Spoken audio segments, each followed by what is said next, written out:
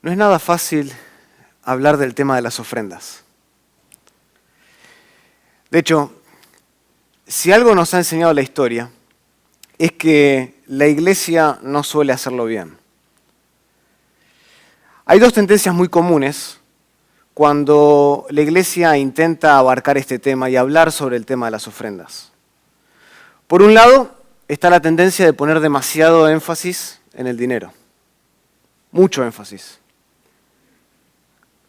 Y nosotros conocemos, el mundo está lleno de hombres y mujeres que profesan ser parte de la iglesia de Cristo, pero blasfeman su nombre al hacerle creer a las personas que las ofrendas son un gran retorno de inversión personal.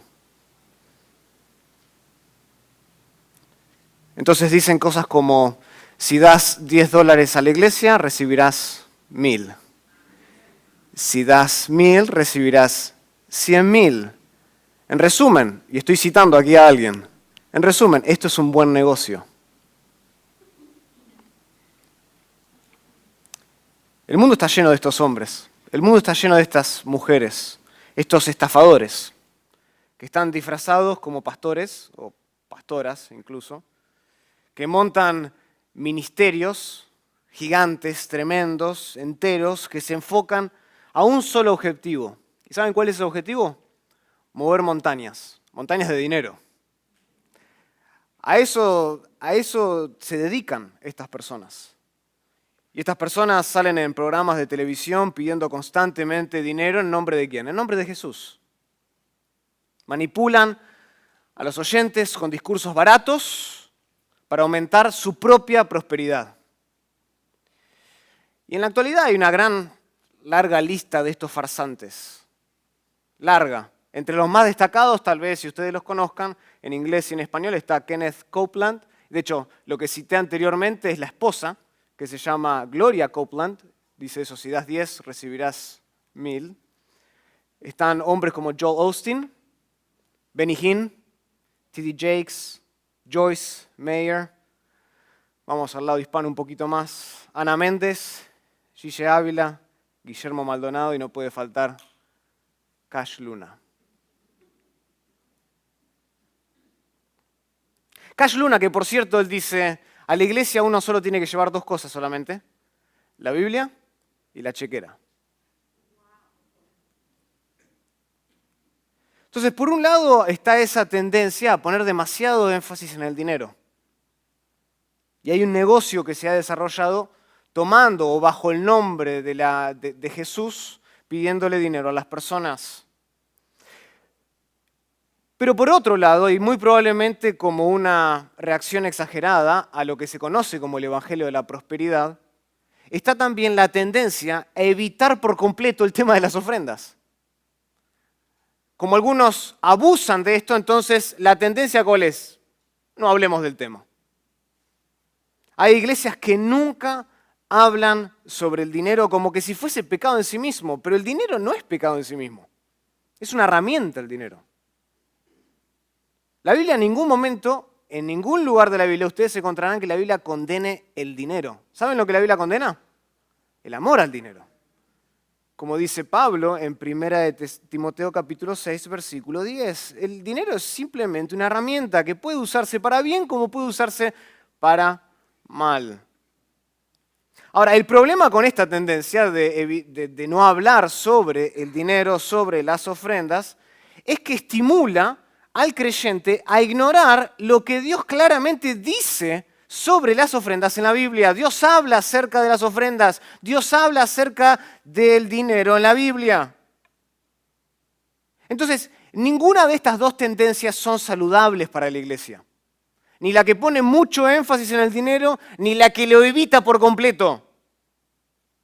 Nuestra misión no debe ser enfocarnos solamente en el dinero, pero tampoco debemos pasar por alto y hacer la vista gorda a lo que la Biblia enseña al respecto, especialmente en el marco de la campaña Pro Templo. No podemos ignorar lo que la Biblia, lo que Dios dice sobre el dinero, sobre las ofrendas, en el marco de nuestra campaña. Por esta razón, a mí me gustaría que nos enfoquemos esta mañana en 2 Corintios capítulo 8. 2 Corintios capítulo 8.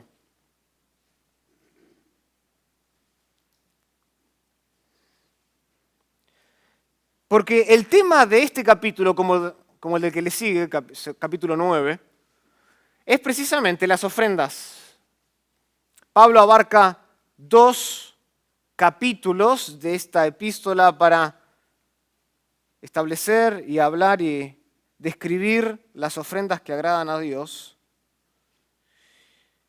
Y aquí en el capítulo 8, al inicio de este capítulo, después de haber señalado el ejemplo de los macedonios que dieron generosamente y con sacrificio, a pesar de su extrema pobreza, como vamos a leer en un instante, Pablo va a estimular a los creyentes a dar generosamente y lo va a hacer a través de otro ejemplo. Primero pone a los macedonios como un ejemplo y después va a darnos otro ejemplo, Pablo. Y va a apelar nada más y nada menos que a la persona y a la obra de Cristo. Noten, versículo 1 de 2 Corintios 8, dice Pablo así: asimismo, hermanos, os hacemos saber la gracia de Dios que se ha dado a las iglesias de Macedonia. Y ahí por gracia está hablando de la ofrenda. Que en grande prueba de tribulación, la abundancia de su gozo y su profunda pobreza abundaron en riquezas de su generosidad. Pues doy testimonio, dice Pablo, de que con agrado han dado conforme a sus fuerzas y aún más allá de sus fuerzas, pidiéndonos con muchos ruegos que les concediésemos el privilegio de participar en este servicio para los santos en Jerusalén específicamente. Y no como lo esperábamos, dice, sino que asimismo se dieron primeramente al Señor y luego a nosotros por la voluntad de Dios. De manera que exhortamos a Tito para que tal como comenzó antes, asimismo acabe también entre vosotros esta obra de gracia. Por tanto, como en todo abundáis en fe, en palabra, en ciencia, en toda solicitud y en vuestro amor para con nosotros, abundad también en esta ¿qué? En esta gracia. Noten que Pablo está instando a la iglesia en Corinto a ofrendar. Les da el ejemplo de los macedonios, le dice, miren cómo dieron. Y después en el versículo 6 dice, así como Tito comenzó antes, así mismo acabe. O sea, habían comenzado ellos el proyecto de ofrendar, pero no habían acabado.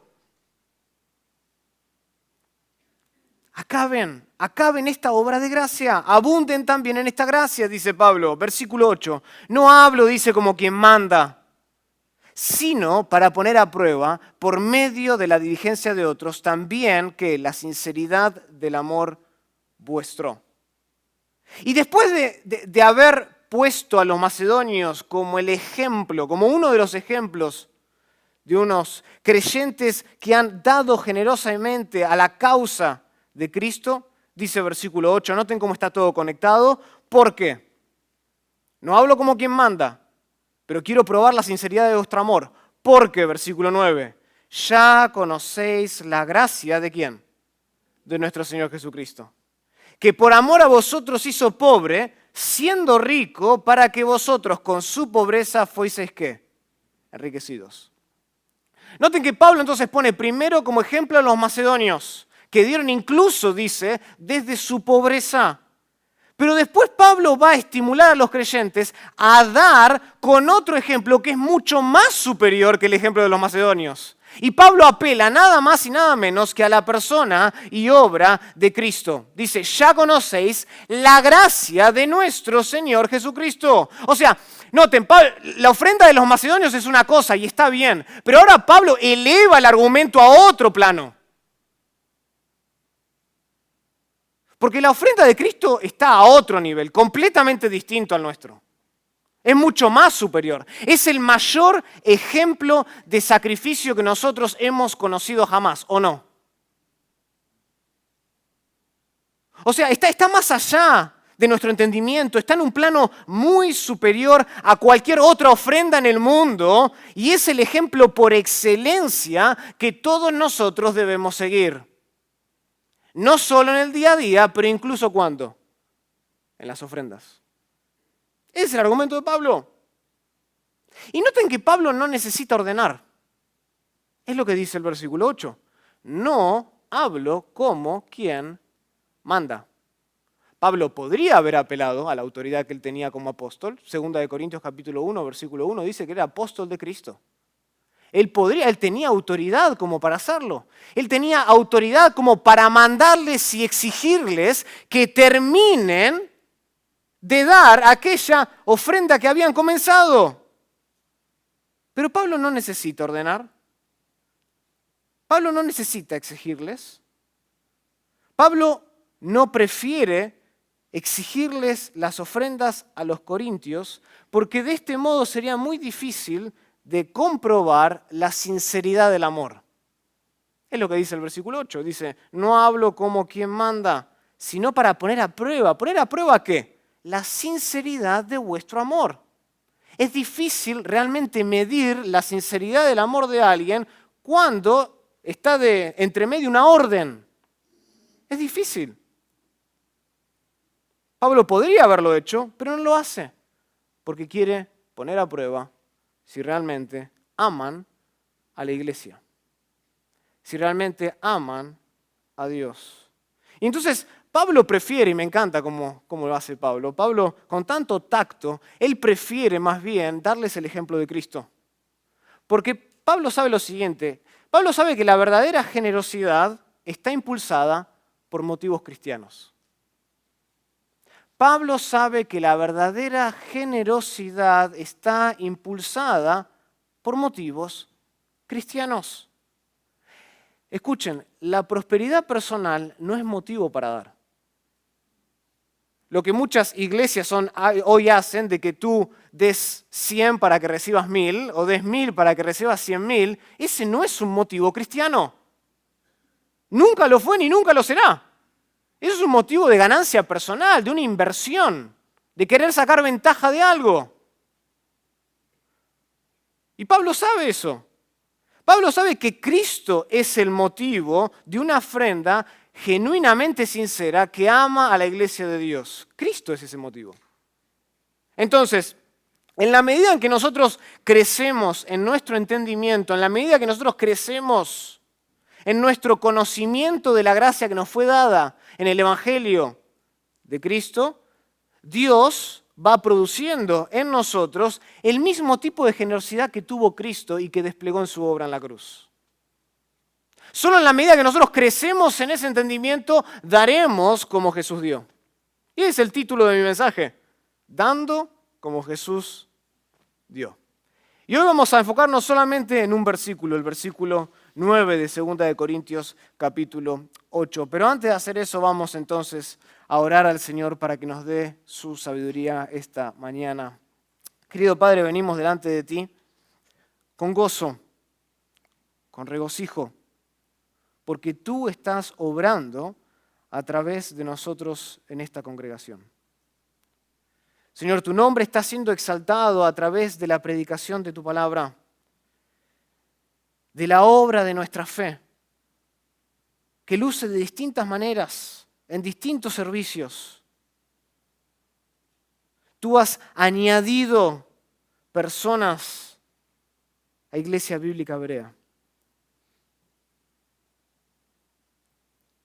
con ganas de servirte, con un compromiso y una convicción inquebrantable de conocerte a ti y de hacer que otros conozcan la gloria de Cristo desplegada en el Evangelio de Dios.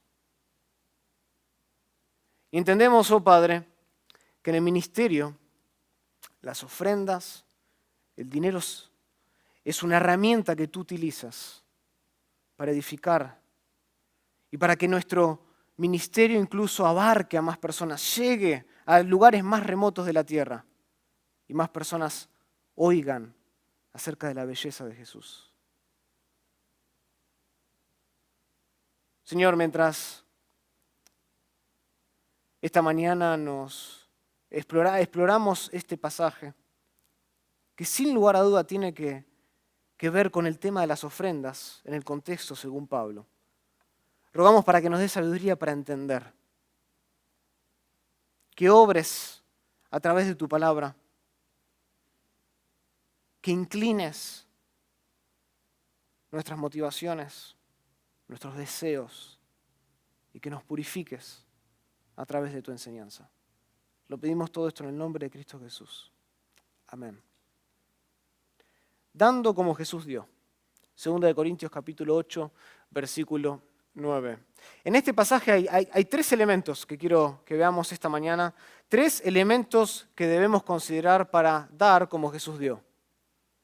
Y el primer elemento que vemos en la obra de Cristo que está descrita en este versículo es la posesión de la gloria. La posesión de la gloria, 2 Corintios capítulo 8, versículo 9, la posesión de la gloria. Noten versículo 9, dice, porque ya conocéis la gracia de nuestro Señor Jesucristo, que por amor a vosotros se hizo pobre, ¿siendo qué? Siendo rico. Siendo rico para que vosotros con su pobreza fueseis enriquecidos. Con esta afirmación que Pablo hace, siendo rico, Pablo dirige nuestra atención a la preexistencia de Cristo, antes de su encarnación. Hace hincapié en la eternidad de Cristo y todo lo que esto en sí mismo conlleva. Esta pequeña frase que vemos aquí, que nuestra Reina Valera está entre dos comas, siendo rico, expresa una condición continua, expresa una condición constante, un estado constante. Describe más concretamente el estado de ser de nuestro Señor Jesucristo antes de venir a la tierra, antes de encarnarse, siendo rico. Es una clara referencia, ¿saben a qué? A la gloria eterna de Cristo que le era propia en virtud de su deidad. Porque Él es Dios, Él es dueño de toda gloria eterna. Dicho de otro modo, porque Él es Dios, la condición divina de Jesucristo hace que Él sea eternamente rico. El punto aquí es que nuestro Señor Jesucristo siempre fue rico. Describe un estado constante, continuo. Siempre fue rico porque no hubo un momento en que Cristo no existiera en forma de Dios. Siempre lo fue. Siempre lo fue. Habla de su eternidad, de su preexistencia. Siempre fue rico. Esto es lo mismo, ¿se acuerdan que Juan afirma en su relato del Evangelio al principio? Juan capítulo 1, versículo 1 dice, en el principio era el Verbo y el Verbo era con Dios y el Verbo ¿qué? Era Dios. No solo era con Dios, sino que era Dios. De modo que en la encarnación del Verbo, cuando el Verbo se hace carne, que más adelante en Juan capítulo 1, versículo 17 es identificado como Jesucristo, al Verbo se le identifica como Jesús, nosotros, al ver al Verbo, ¿a quién vemos? A Dios. Juan capítulo 1, versículo 14. Vimos la gloria de Dios. Al ver al Verbo, vemos a Dios mismo. O sea, la eternidad de Cristo es una prueba clara, es una prueba irrefutable de la deidad de Cristo. Porque es un atributo que solamente Dios posee, la eternidad.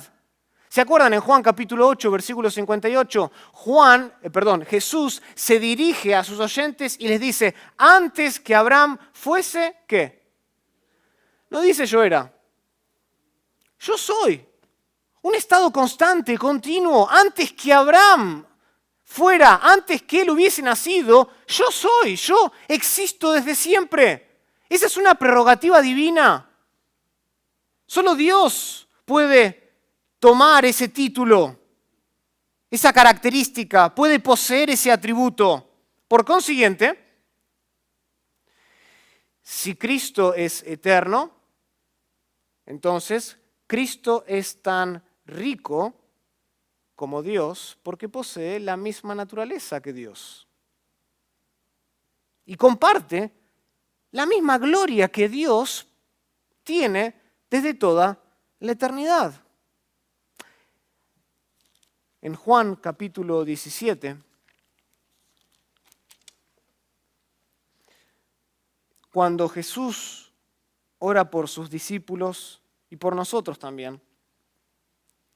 Levanta los ojos al cielo, le ora al Padre, sabe que la hora había llegado, sabe que era tiempo de glorificar su nombre.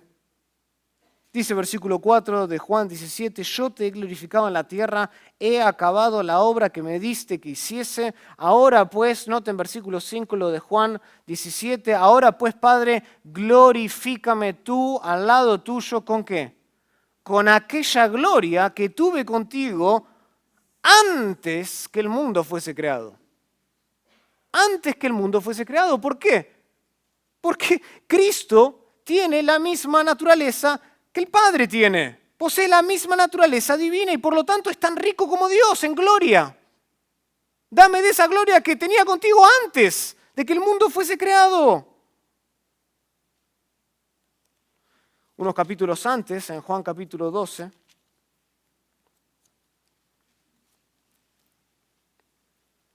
Juan capítulo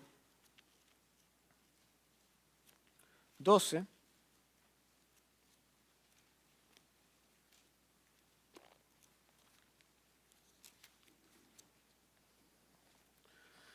noten versículo 36, mitad del versículo 36 dice, estas cosas habló Jesús y se fue y se ocultó de ellos, pero a pesar de que había hecho tantas señales delante de ellos, no creían en él, para que se cumpliese la palabra del profeta Isaías, que dijo, Señor, ¿quién ha creído a nuestro anuncio? ¿Y a quién se ha revelado el brazo del Señor? Por esto no podían creer, porque también dijo Isaías, cegó los ojos de ellos y endureció sus ojos para que no vean con los ojos y entiendan con el corazón y se conviertan y yo los sane. Y noten lo que dice esta nota del versículo 41 de Juan 12. Isaías dijo esto cuando vio su gloria y habló de él. ¿Él referencia a quién? A Jesús. Y después ustedes vuelven y van al contexto original de estas palabras que es Isaías capítulo 6, versículo 1, y dice, en el año que murió el rey Usías, vi yo al Señor sentado. ¿Quién es ese Señor? Jesucristo, sentado sobre un trono alto y sublime, y sus faldas llenaban el templo. Y continúa por el siguiente capítulo describiendo la gloria majestuosa de Dios, que se ve en la faz de Cristo Jesús.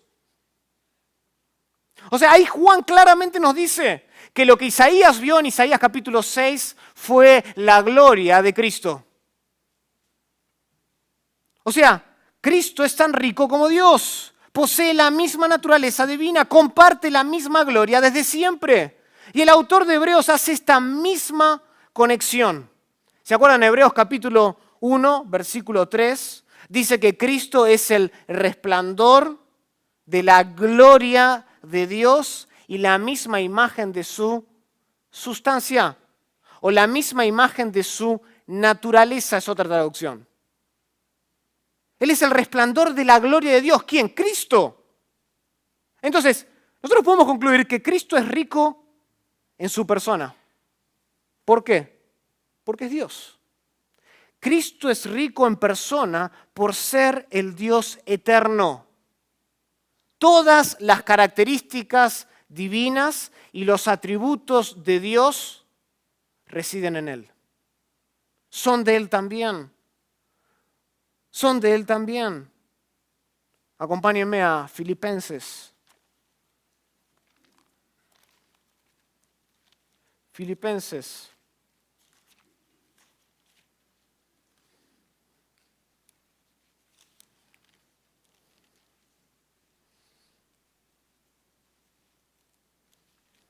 Perdón, Colosenses, no Filipenses. Colosenses capítulo 1, versículo 15. Pablo, otra vez, aquí el autor, describiendo a Cristo, dice, Él es la imagen del Dios invisible. Él es la imagen del Dios invisible. O sea, cualquiera que ve a Cristo, en última instancia, ve a Dios. Porque en Cristo habita corporalmente, como dice Pablo en Colosenses capítulo 2, versículo 9, toda la plenitud de la deidad. Entonces, Cristo es rico en su persona. porque es Dios. Y esto, si toda la plenitud de la deidad habita en Cristo, esto por supuesto implica también que Cristo también es rico en poder, no solo en persona. Cristo es rico en poder. De hecho, sigamos leyendo capítulo 1 de Colosenses, versículo 16. Dice, porque en Él fueron creadas algunas cosas. Todas las cosas, las que hay en los cielos y las que hay en la tierra, visibles e invisibles, sean tronos, sean dominios, sean principados, sean potestades, todo fue creado por medio de Él y para Él. Todas las cosas fueron hechas por medio de Cristo, porque solo Él posee la potestad divina para hacerlo. Pero no solo Él es el creador de todas las cosas, sino también Él es el sustentador de todas las cosas. Por medio de Él subsisten. Hebreos capítulo 1, versículo 3 también nos habla de que todas las cosas subsisten por el poder de su palabra. De hecho, en la mente de Pablo, el poder de Cristo es una realidad inseparable de su eternidad. Como Cristo es antes de todas las cosas en Él subsisten como un sistema armoniosamente regulado por Él, por su palabra. O sea, esto quiere decir que si Él es rico en persona y Él tiene todo el poder para hacer todas las cosas y crear todas las cosas, y Él fue antes que se estableciese el mundo, esto quiere decir que Cristo también es rico en posesiones. En posesiones. Él creó todas las cosas. Todas las cosas le pertenecen. No hay nada que no le pertenezca a Cristo.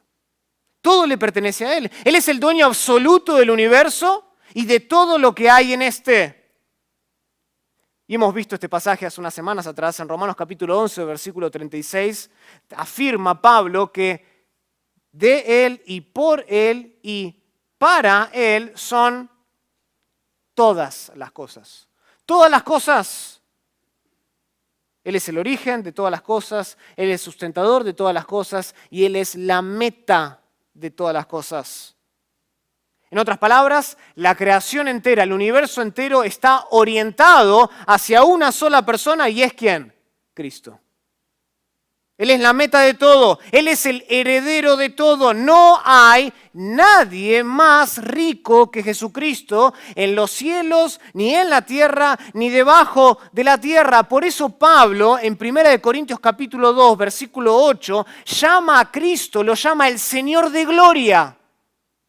Lo llama el Señor de gloria porque sabe que Él es rico en su persona, Él es rico en su poder, Él es rico en sus posesiones. No hay nadie más rico que Jesús. Él siempre fue rico. Y Él es el Señor de gloria. Sin embargo, a pesar de que Cristo poseía toda esa gloria antes de su encarnación y desde toda la eternidad, Pablo dice en 2 Corintios capítulo 8, versículo 9, que Cristo se hizo pobre por amor a nosotros. A pesar de todas sus riquezas, a pesar de su gloria eterna, dice Pablo que Cristo se hizo pobre por amor a nosotros. Esto habla, y nos introduce al segundo punto del mensaje, esto habla de la peculiaridad de la gracia. No solo vemos la posesión de la gloria, vemos ahora también la peculiaridad de la gracia, la particularidad, si quieren otra palabra, de la gracia de Cristo. Dice que Cristo se hizo pobre. Ahora, ¿qué es lo que quiere decir Pablo con esto? Que Cristo se empobreció. Bueno, históricamente, algunos han entendido la pobreza de Cristo en términos económicos, financieros. Y por ejemplo, y hay buenos teólogos que lo han entendido así. Déjenme darles algunos. El reconocido teólogo Agustín de Hipona. Agustín de Hipona hablaba con frecuencia de la gracia de la pobreza. ¿Para qué? Para exhortar a los creyentes a renunciar a los bienes temporales de la vida. Él exhortaba a sus seguidores ¿a qué? A hacer un voto de pobreza, a renunciar a los bienes de la tierra y a vivir con lo justo. con lo necesario. ¿Y cuál era uno de los versículos que Agustín de Hipona usaba? 2 Corintios 8:9, diciendo, si Cristo se empobreció en términos económicos, también debemos hacerlo nosotros. Juan Calvino, a quien le debemos mucho también, interpretaba este pasaje de esta manera. En el siglo XVI, por ejemplo, Calvino escribió, y lo voy a citar, vemos en este pasaje, le está hablando de este pasaje concretamente, vemos la miseria y carencia de todas las cosas que le esperaban directamente a Cristo desde el vientre de su madre y oímos lo que él mismo dice. Las zorras tienen guarida y las aves de los cielos nidos, mas el Hijo del Hombre no tiene dónde recostar su cabeza. Fin de la cita. O sea, Calvino también interpretaba este pasaje hablando en términos de pobreza financiera, económica. Ahora, el problema con esta postura, creo yo, es que no hay suficiente evidencia en la Biblia para apoyarla. No hay suficiente evidencia en la Biblia para sostener que Cristo era pobre en términos económicos. Es cierto que los evangelios, y especialmente Lucas, habla y resalta circunstancias que son un poco favorables en lo que concierne a la experiencia que tuvo Cristo en la tierra. Por ejemplo, su nacimiento, ¿dónde fue? ¿Fue en un palacio? ¿Fue en un hospital? Ni siquiera eso. ¿Dónde recostó él? En un pesebre. En un pesebre. Eso lo leemos en Lucas capítulo 2, versículo 7. De hecho, acompáñenme al capítulo 2, ya que estamos de Lucas.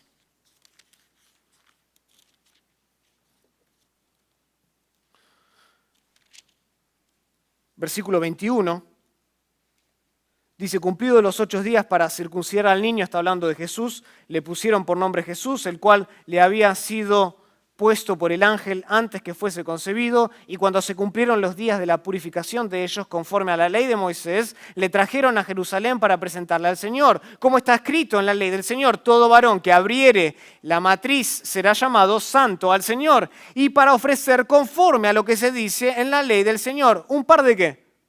Un par de tórtolas o 2 palominos. O sea, llevaron lo suficiente. ¿Ok?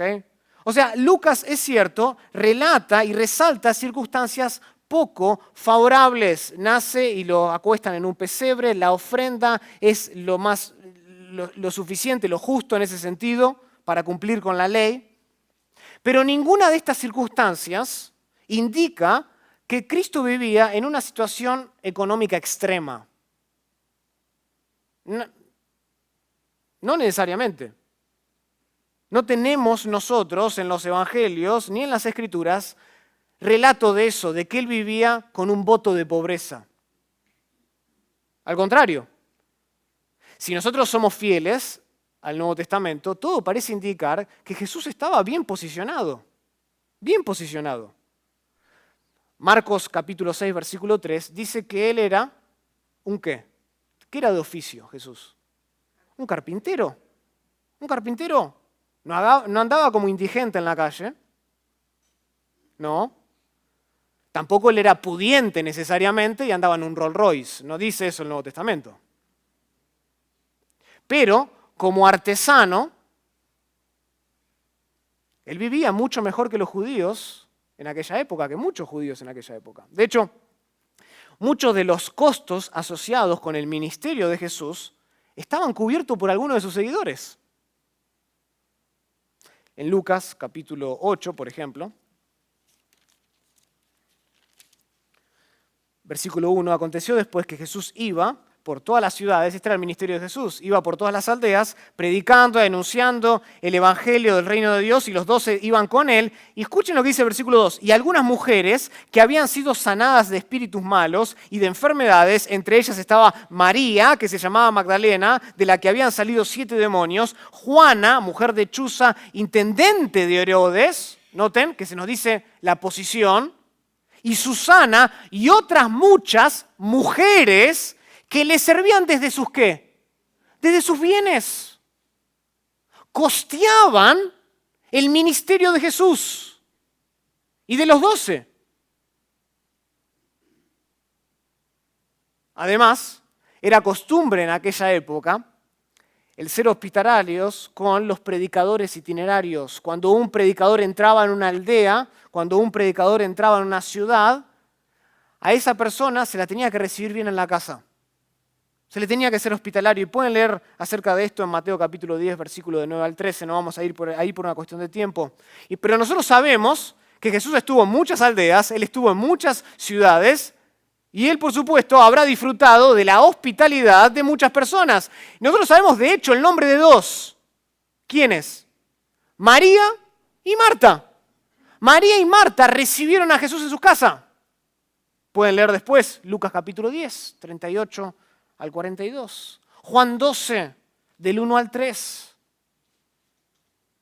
O sea, en base a toda esta evidencia, y podríamos dar más, como por ejemplo tenemos relatos en el Nuevo Testamento donde Jesús y los 12 se encargan de necesidades físicas de los demás, haciéndonos saber que no eran pobres en extremo. O sea, en base a esta evidencia nosotros podemos concluir que Cristo tenía una vida común y corriente en términos económicos. No andaba como indigente, no abrazó un voto de pobreza y dormía en las calles. No. La palabra aquí pobre, de 2 de Corintios capítulo 8, versículo 9, no tiene un sentido económico o financiero. La palabra pobre aquí se la debe entender en un término figurado, en un sentido figurado. Como Pablo de hecho la usa en 2 de Corintios capítulo 6, versículo 10. Entonces, si Jesús no se empobreció en términos económicos o financieros, ¿cuál fue el empobrecimiento de Cristo? Bueno, el empobrecimiento de Cristo lo vemos ¿dónde? En la encarnación. Se hizo pobre en su encarnación, adoptando lo que Él no era. Él adoptó la naturaleza humana. Más allá de que Él existía en forma de Dios y Él era el dueño absoluto de todo el universo, nuestro Señor voluntariamente renunció a toda esa reputación al asumir nuestra naturaleza, pero sin pecado. Pablo habla de esto en Filipenses, capítulo 2. Y es increíble, solo como un paréntesis, es increíble cómo Pablo utiliza este argumento, especialmente la encarnación de Cristo, para producir en su audiencia y en la iglesia la ética y el seguimiento que deben tener los creyentes para con Cristo. Es increíble, vez tras vez Él vuelve a la encarnación de Cristo. Es como agarrar una nuez y partirla con un martillo. Él siempre, ese martillo, ¿saben cuál es? La encarnación de Cristo. Y ya sea para el tema de las ofrendas o ya sea para la humildad en la iglesia, Él usa la encarnación de Cristo porque sabe que es un argumento que nosotros no podemos, nos quedamos con la boca abierta. Tenemos que obedecer, debemos obedecer, éticamente hablando. Dice versículo 5 de capítulo 2 de Filipenses: haya pues en vosotros este sentir que hubo también en Cristo Jesús, el cual, siendo en forma de Dios, no estimó el ser igual a Dios como cosa a que aferrarse, sino que se despojó a sí mismo, tomando forma de siervo, hecho semejante a los hombres, y estando en esa condición de hombre, se humilló a sí mismo, haciéndose obediente hasta la muerte y muerte de cruz. Eso es lo que Pablo quiere decir por el empobrecimiento de Cristo. Que Él no saca provecho de la gloria eterna que le era propia en virtud de su deidad, sino que Cristo prefiere voluntariamente someterse al malentendido. Cristo prefiere voluntariamente someterse a las negaciones de sus seguidores, a la incredulidad de muchos, a las falsas acusaciones de sus enemigos y a todo tipo de insultos e injurias. Cristo prefirió ese camino. No explotó su riqueza en gloria desde la eternidad. Ahora, por supuesto que esto no significa que Cristo dejó de ser igual a Dios, porque Él siempre, por siempre, es Dios. Incluso durante su encarnación nosotros leemos cosas como Juan capítulo 10, versículo 30, donde Jesús dice: yo y el Padre, ¿qué? Uno somos, uno somos. De modo que nuestro Señor todavía poseía toda la plenitud de la naturaleza divina cuando nació de una mujer. Cuando Él se hizo hombre, no significa que Cristo dejó a un lado su deidad. No, nunca la dejó de lado. Él siempre la tuvo. Nada de su deidad menguó en ese momento. Sino que al contrario, nosotros podríamos decir que el despojamiento de Cristo fue por adición y no por sustracción. Fue por adición y no por sustracción, al añadir lo que no era sin dejar de ser lo que Él siempre fue. Él añadió la naturaleza humana siendo siempre, por naturaleza, divino. El punto es este. El punto es que siendo infinitamente rico en gloria, igual al Padre, Cristo no reclamó nada de cuanto Él había creado. Él abandonó, cuando se hizo hombre, Él abandonó la adoración de los santos, Él abandonó la adoración de los ángeles. ¿Para qué? Para ser despreciado.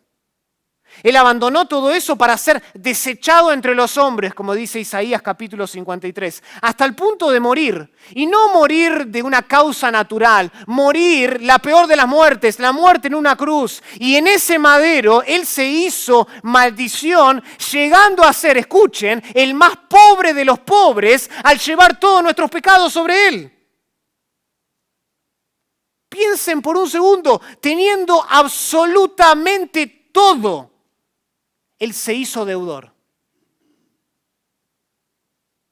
Teniendo todas las cosas, Él se hizo deudor a Dios al llevar sobre su cuerpo todos nuestros pecados. Y dio su vida de infinito valor para descender al peor estado de pobreza jamás visto y enfrentar la ira de un Dios santo. En esto consiste la peculiaridad de la gracia que nos fue dada en Cristo en el Evangelio de Dios. Nadie era más, nadie era más rico que Cristo y al mismo tiempo nadie se hizo más pobre que Cristo, por amor. Noten la peculiaridad, la particularidad de su gracia. Sin igual, teniéndolo todo, se hizo deudor. Ese es Cristo Jesús. Ese es nuestro Salvador. Ese es el Señor que seguimos. Ahora bien, ¿por qué hizo esto? ¿Por qué hizo esto? ¿Cuál fue la razón del empobrecimiento de Cristo? Si volvemos a 2 Corintios capítulo 8, versículo 9, al final, Pablo nos indica el propósito de la generosidad, y ese es el tercer punto. Vimos la posesión de la gloria de Cristo, la peculiaridad de la gracia de Cristo y el propósito de la generosidad de Cristo. Este es el tercer y último elemento que nosotros debemos considerar si queremos dar como Jesús dio. Versículo 9 de 2 Corintios 8 dice, porque ya conocéis la gracia de nuestro Señor Jesucristo, que por amor a vosotros se hizo pobre, siendo infinitamente rico, para que, acá está el propósito, vosotros, con su pobreza, fueseis enriquecidos. O sea, el propósito no puede ser más claro. No puede ser más claro.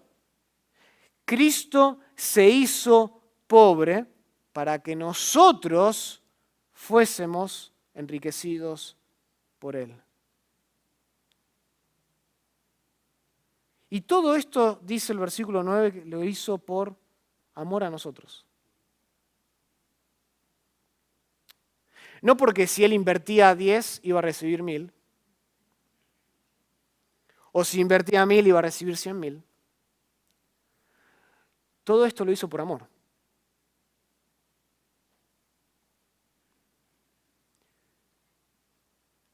Y ahí está el corazón de la ofrenda. El amor. Un amor genuino. Un amor sin paralelo. Él lo hizo por amor a nosotros. Y el texto en el original es enfático. Ahí Él, por nosotros, por amor a nosotros, la ubicación, está ubicado al principio. O sea, es enfático. Por nosotros, Cristo se empobreció.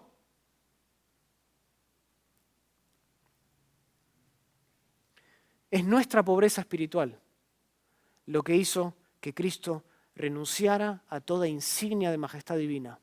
Fue nuestra propia pobreza espiritual que hizo que Cristo se despojara de gloria. Su interés no fueron los ángeles. No fue salvar a los ángeles que se rebelaron contra Él, como dice de hecho Hebreos capítulo 2, versículo 16. Su interés no fueron los ángeles. Cristo cargó en esa cruz el pecado de todos nosotros para que nosotros no tengamos que tomar el trago de la copa amarga de la ira de Dios. Ese era el trago que nosotros merecíamos por nuestro pecado, como resultado de nuestra pobreza espiritual, como resultado de darle las espaldas a Cristo. Nosotros merecíamos el infierno eterno. Así y todo, Cristo se hizo hombre y no reclamó para sí nada de lo que había creado. En cualquier momento, Él se podría haber bajado de la cruz, ¿o no? En cualquier momento, Él hubiese llamado a millares de ángeles para que lo asistieran y haber destruido al mundo entero. Y sin embargo no lo hizo. Por amor a nosotros. Y Pedro dice, en Primera de Pedro, capítulo 2,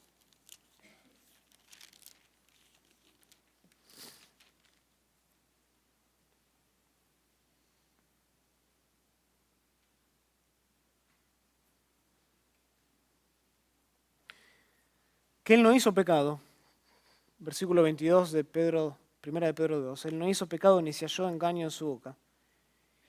Y dice que cuando le maldecían, Él no respondía con maldición. Cuando padecía no amenazaba, sino que encomendaba la causa al que juzga justamente. Cuando le insultaban, Él no le insultaba de vuelta.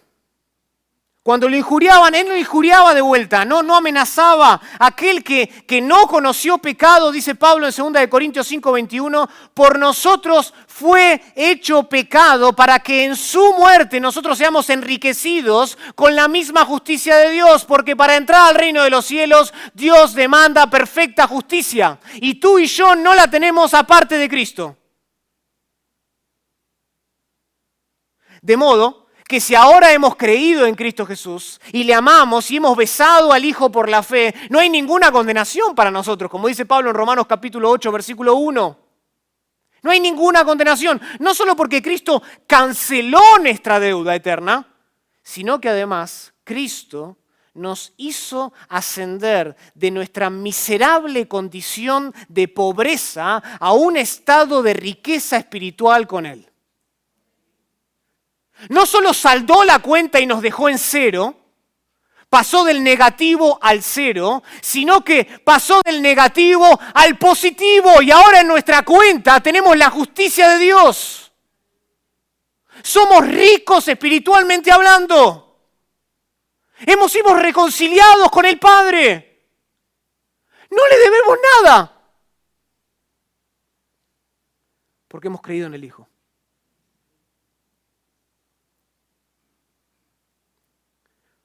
Y además está decir que esta es la única pobreza que nos hace verdaderamente ricos.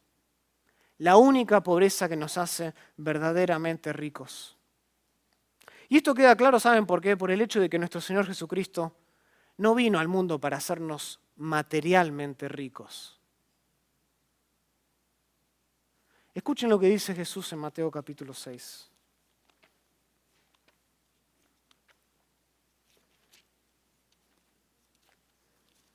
Mateo capítulo 6. Este es el Sermón del Monte, quizás uno de los sermones más preciados y mejores predicados debajo del cielo. Mateo capítulo 6, noten lo que dice Jesús en el versículo 19. No os hagáis tesoros en la tierra, donde la polilla y el orín corrompen, y donde ladrones minan y huertan, sino haceos tesoros en el cielo, donde ni la polilla ni el orín corrompen, y donde ladrones no miran ni huertan. Porque donde está vuestro tesoro, allí también estará ¿qué? Vuestro corazón. Jesús no vino a hacernos materialmente ricos, porque Él sabía que los tesoros de la tierra eventualmente se corrompen con el paso del tiempo. No hay seguridad en eso. No hay gozo en hacernos materialmente ricos. Si eventualmente se van a corromper y alguien nos los puede robar, ¿para qué dárnoslo? Entonces, la verdadera riqueza no está en lo material. Y aunque te entierren con todo lo que ganaste durante la tierra, no te lo podrás llevar al reino de los cielos. Y los tesoros de la tierra no son eternamente duraderos, como lo son sí la prosperidad espiritual que tenemos en Cristo Jesús.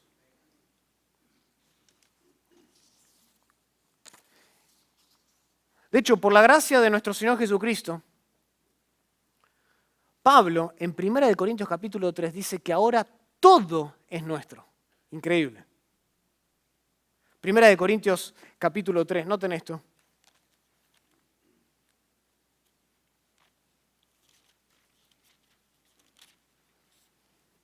Primera de Corintios capítulo 3.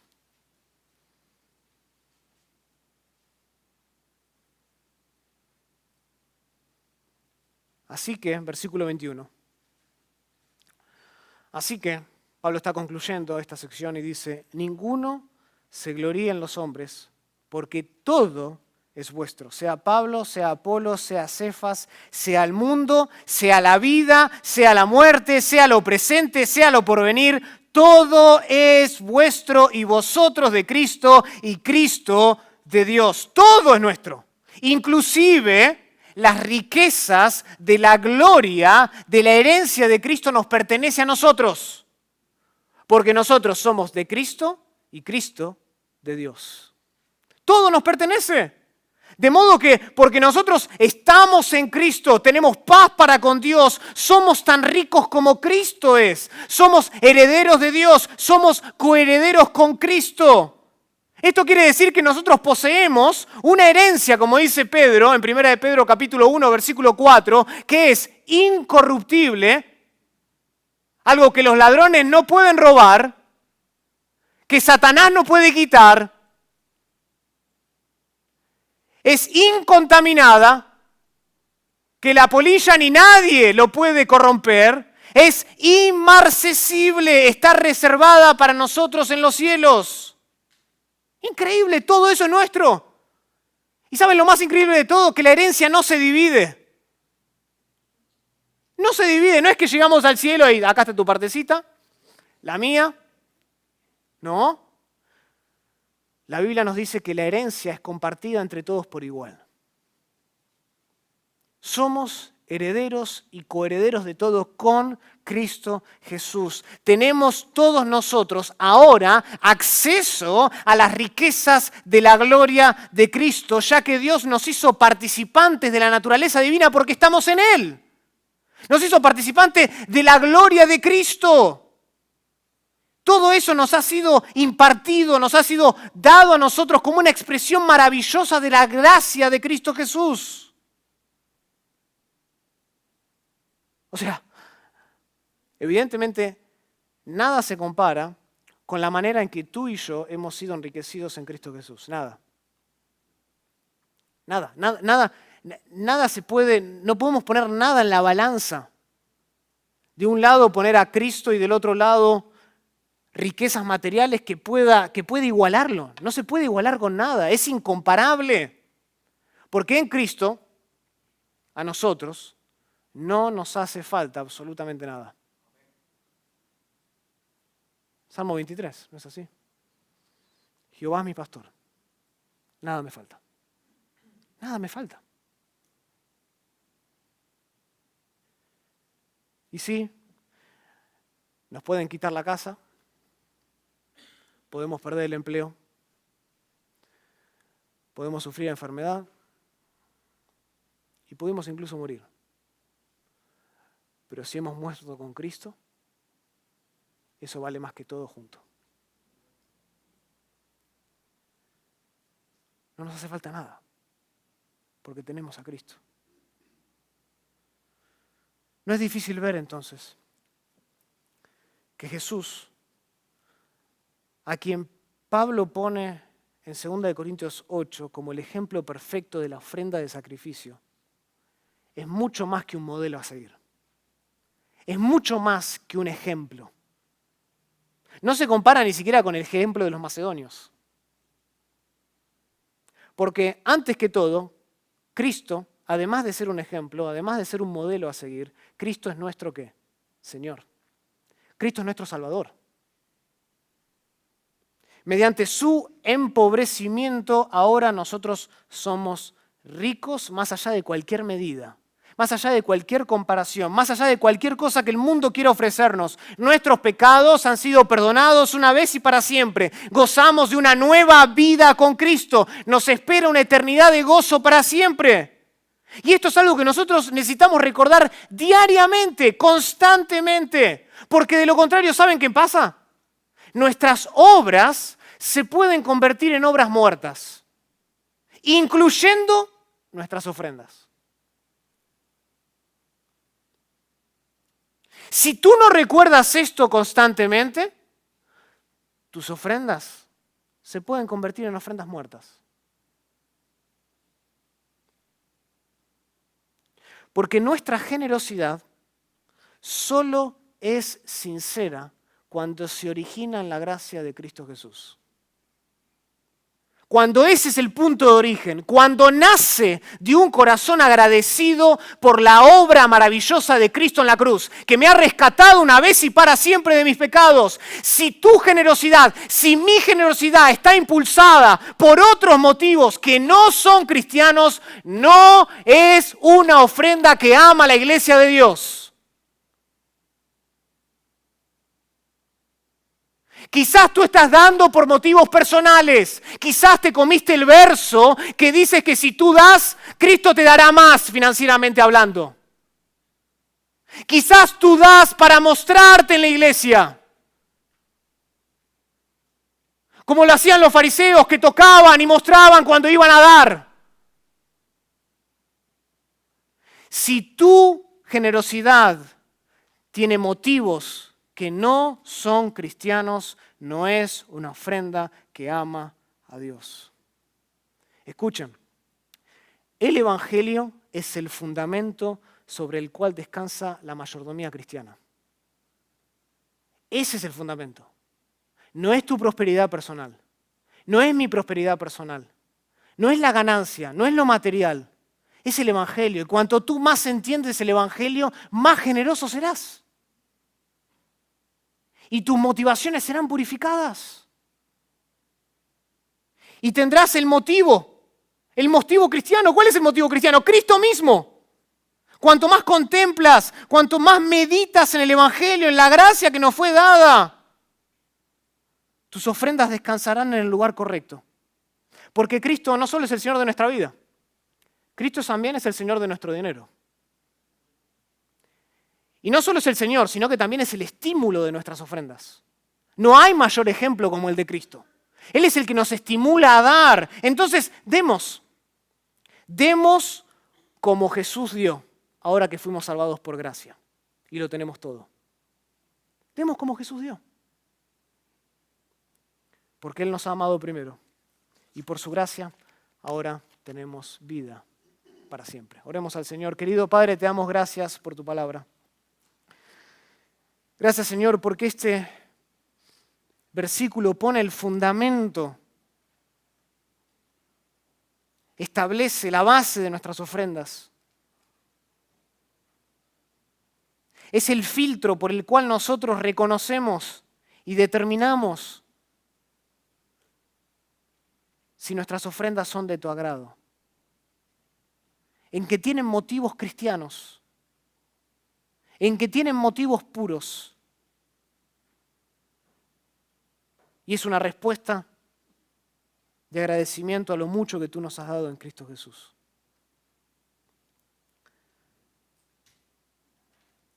Y entendemos, Padre, que tú has bendecido a algunos con más y otros con menos, materialmente hablando. Pero nos has bendecido a todos con riquezas eternas, espiritualmente hablando. Una heredad incorruptible, inmarcesible, incontaminada, que nadie nos puede robar, que no se puede perder, que nadie nos puede hackear, que está reservada en los cielos para nosotros. Somos ricos en Cristo Jesús. Y es desde ese corazón que nosotros queremos dar. Que nosotros queremos dar a la expansión de la obra que tú estás haciendo a nuestro alrededor. Entendemos nuestras limitaciones. Entendemos que a algunos le has dado más materialmente que a otros.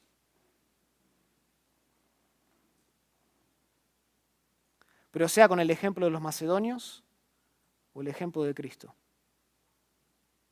Y especialmente a la luz del Evangelio, Señor, queremos utilizar nuestros recursos para que tú sigas haciendo la obra en esta congregación.